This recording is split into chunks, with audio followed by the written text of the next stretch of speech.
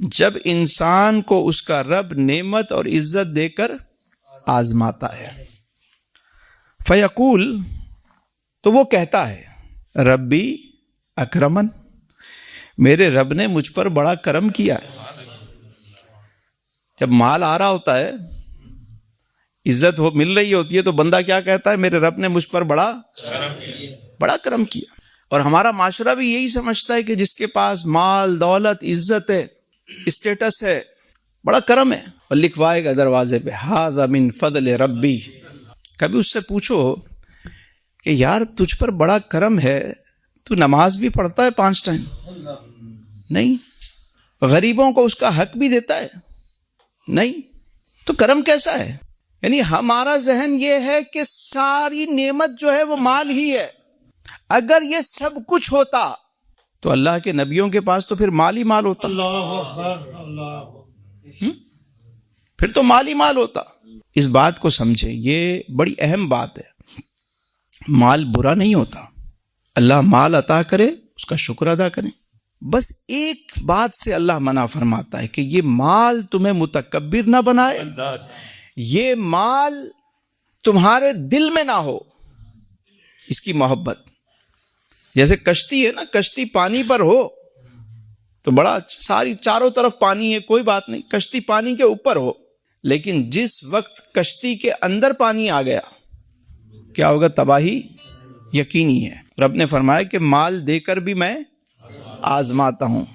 حضرت عبداللہ بن مبارک کہتے ہیں کہ ہمیں غریبی میں بھی آزمایا گیا اور ہمیں مال دے کر بھی آزمایا گیا، لیکن ہم غریبی میں تو پورے اترے، مگر جب مال دے کر آزمایا گیا تو. اور اس امت کا سب سے بڑا فتنہ جو ہے وہ مال ہے. مال وہ اچھا جو حلال طریقے سے حاصل ہو. اب کیسے پتہ چلے میرے دل میں مال کی محبت ہے یا نہیں ہے؟ 2 طریقے ہیں. ایک طریقہ یہ ہے کہ جتنا تمہیں حاصل کر کے خوشی ہوتی ہے نا، اتنی ہی خوشی اس کی راہ میں تقسیم کر کے ہو، تو پھر سمجھو کہ مال دل میں نہیں ہے. پہلی بات تو یہ ہو گئی. دوسری بات بڑی اہم ہے کہ ایک جگہ تمہیں 10,000 روپے مل رہے ہیں حلال طریقے سے، اور دوسری طرف تمہیں حرام سے 10 لاکھ روپے مل رہے ہیں. اب یہاں پتہ چلے گا کہ تمہیں مال سے محبت ہے یا نہیں ہے. اگر تم وہ 10 لاکھ کیا وہ 10 کروڑ بھی ہوں، تم اس کو چھوڑ دو اور حلال کے 10,000 لے لو، تو اس کا مطلب کیا ہوا؟ تمہارے دل میں مال کی محبت نہیں. تمہارے دل میں رب کا احترام، رب کی الفت زیادہ ہے. مال کی محبت دل میں رکھنی ہے یا آمنہ کے لال کی محبت دل میں رکھنی ہے؟ فیصلہ آپ نے کرنا ہے. اور پھر اللہ نے فرمایا وَأَمَّا إِذَا مَبْتَلَاهُ فَقَدَرَ عَلَيْهِ رِزْقًا، اور جب وہ اسے رزق کی تنگی سے آزماتا ہے، فیقول، تو وہ کہتا ہے ربی اہانن، ہائے میرے رب نے مجھے ذلیل کر دیا.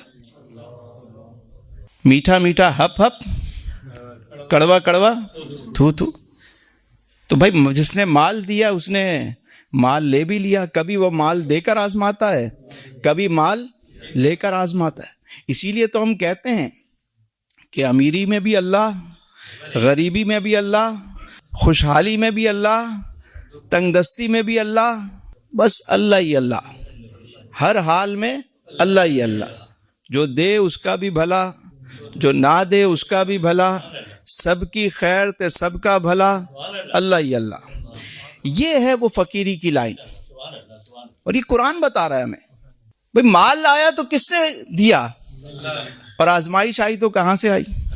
جب ہم یہ پڑھتے ہیں وَالْقَدْرِ خَيْرِهِ وَشَرِّهِ مِنَ اللَّهِ تَعَالَى، چیک کریں کسی نے کچھ کر تو نہیں دیا. تم نے کبھی قرآن کھول کے پڑھا کہ ہوتا کیا ہے؟ ایک بات میں آپ کو بتاؤں، آگے اس کی تفصیل آ رہی ہے. اگر کوئی چاہتا ہے اس کا زندگی میں کبھی مال ختم نہ ہو، 2 طریقے ہیں اس کی نسلوں میں، جب تک وہ اس پہ عمل کرتے رہیں گے کبھی مال کم نہیں ہوگا. سبحان اللہ. وہ 2 طریقے کیا ہیں؟ ایک اس کا شکر ادا کرتے رہیں، دوسرا اس کی راہ میں تقسیم کرتے رہیں.